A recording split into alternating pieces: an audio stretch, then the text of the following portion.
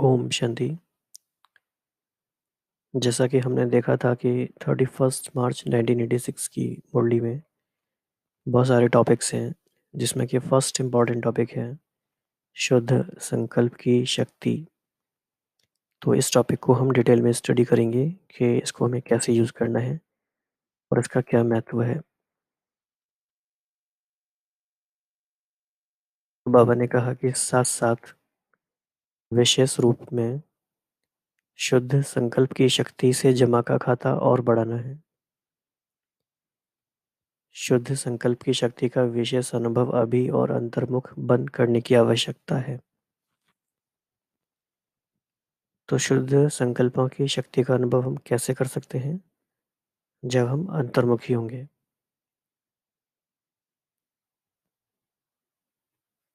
तो शुद्ध संकल्पों की शक्ति सहज व्यर्थ संकल्पों को समाप्त कर दूसरों के प्रति भी शुभ भावना, शुभ कामना के स्वरूप को परिवर्तन कर सकते हैं। अभी इस शुद्ध संकल्प की शक्ति का विशेष अनुभव अभी व्यर्थ संकल्पों को सहज समाप्त कर देती है।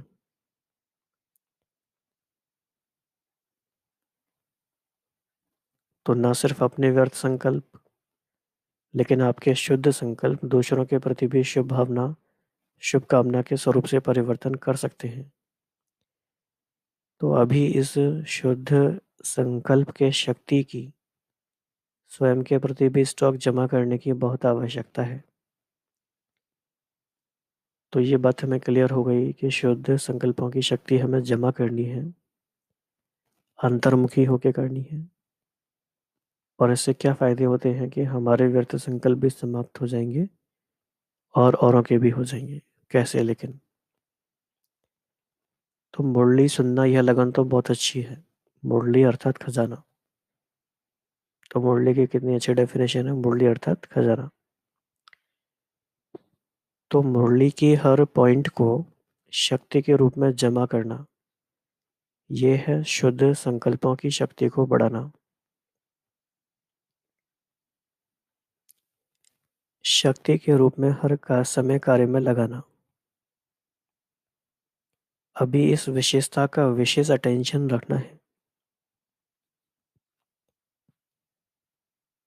तो मुरली की हर पॉइंट हमारे अंदर शक्ति भरती है। It has to be very very clear.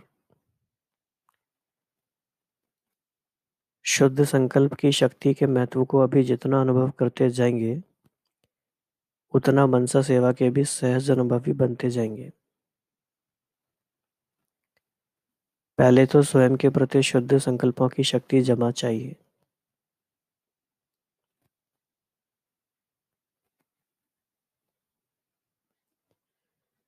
और फिर साथ साथ अभी आप सभी बाप के साथ विश्व कल्याणकारी आत्माएं, विश्व परिवर्तक आत्माएं हो, तो विश्व के प्रति भी यह शुद्ध संकल्पों की शक्ति द्वारा परिवर्तन करने का कार्य भी बहुत रहा हुआ है।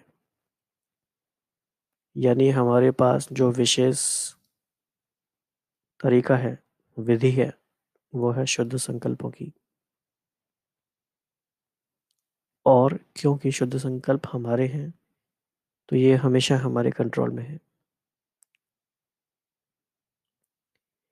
फिर बाबा ने ब्रह्मा बाबा का एग्जाम्पल दिया है।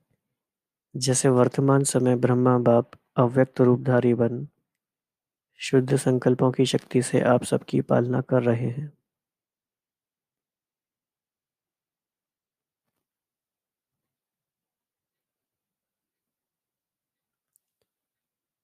सेवा की वृद्धि के सहयोगी बन आगे बढ़ा रहे हैं। तो यह विशेष सेवा शुद्ध संकल्प की शक्ति की चल रही है। कितनी अच्छी बात है ये। शुद्ध संकल्पों की शक्ति की सेवा चल रही है। तो ब्रह्मा बाप समान अभी इस विशेषता को अपने में बढ़ाने का तपस्या के रूप में अभ्यास करना है। कितनी कमाल की बात है ये। एक तो है कि शुद्ध संकल्प आ जाते हैं हमें, कोई क्लास सुनते सुनते, कोई मुरली पढ़ते पढ़ते, लेकिन उसकी इंटेंसिटी बहुत ज़्यादा होनी चाहिए। इसीलिए बाबा ने कहा तपस्या के रूप में अभ्यास करना है शुद्ध संकल्पों का भी। तपस्या अर्थात दृढ़ता संपन्न अभ्यास। साधारण को तपस्या नहीं कहेंगे, तो अभी तपस्या के लिए समय दे रहे हैं। तो आज मुरली में बाबा ने तीसरी बार कहा कि ये समय क्यों दे रहे हैं, तपस्या के लिए समय दे रहे हैं। अभी ही क्यों दे रहे हैं? क्योंकि यह समय आपके बहुत काल में जमा हो जाएगा। तो बाप दादा सभी को बहुत काल की प्राप्ति कराने के निमित्त है। बाप दादा सभी बच्चों को बहुत काल के राज्य भाग्य अधिकारी बनाना चाहते हैं।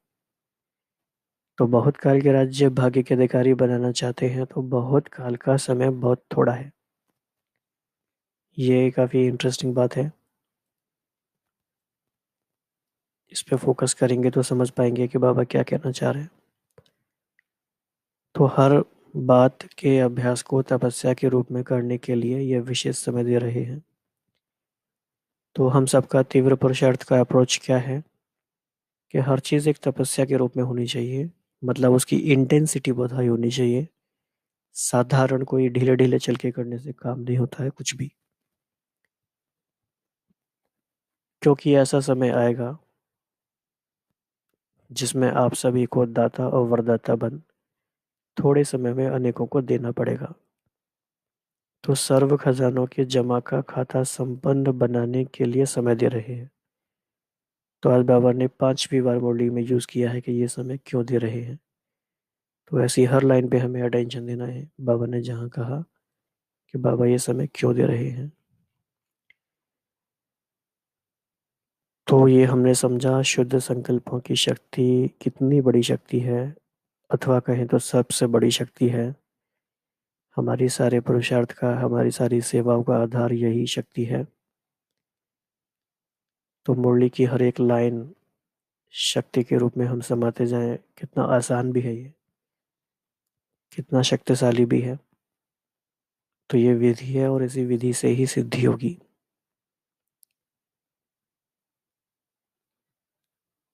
तो इसको हमें बार बार समझना है, सुनना है, अभ्यास करना है।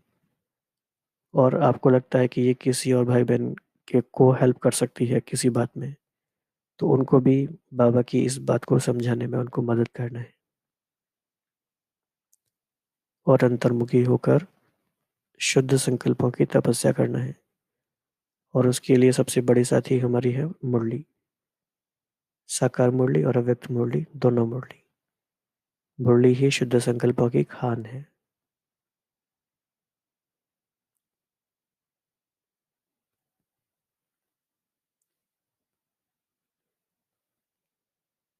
ओम शांति।